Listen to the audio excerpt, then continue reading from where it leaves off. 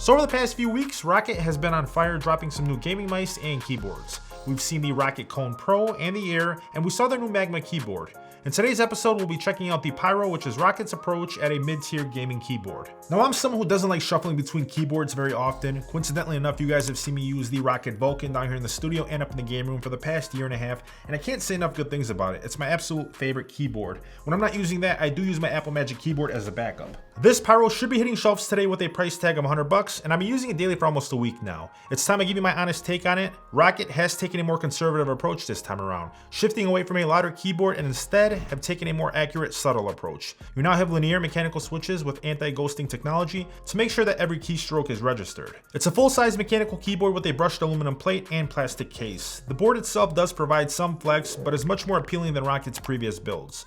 The durability it presents from that brushed aluminum plate seems like something that won't provide any issues down the road and should give you that robust durability most gamers look for in a gaming keyboard. The switches themselves are advertised with a lifespan of 50 million keystrokes to back my theory, so you can enjoy reliable gaming for many years to come. Let's see how loud they are in comparison to my Roccat Vulcan 100.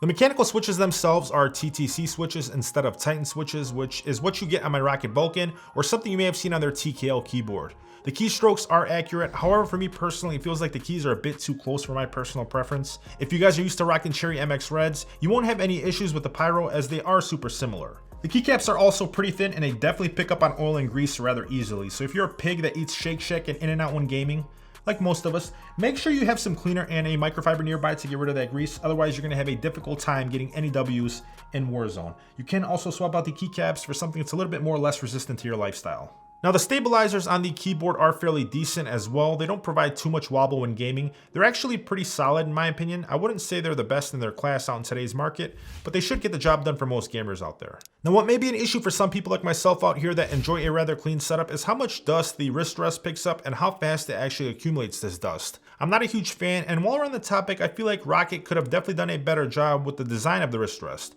It easily falls off for me and I catch myself having to readjust or completely reattach the rest every time I move the keyboard around or pick it up when I'm cleaning around the board itself. This may just be a minor inconvenience for some people out there. Obviously, you can get rid of that wrist rest completely and not have to worry about it. I don't see it being much of an issue for most gamers out there, but it's something I experienced in my testing, so I thought I should mention it. I mean, thankfully, you also get a few notable features that don't come on too many gaming keyboards of this caliber, especially in this price range. You have a volume knob, which I absolutely love to see. It's so much easier when you're gaming or multitasking to have a volume knob that easily adjusts your volume for everything, instead of having to back out of a game or screen to manually adjust it a different way. And then you also get an easy shift plus function, which lets users access multiple different backup functions that you may have with that WASD key cluster by just holding down the caps lock button. The keyboard itself has a ton of illumination, as you guys can see, with a 2-year manufacturer warranty to give you some peace of mind. Just like the Vulcan and the Kone Pro, I absolutely love the Roccat Swarm software. I've used it for years and I haven't experienced any issues. You have a ton of customization you can play with here, and this is where you can program those secondary functions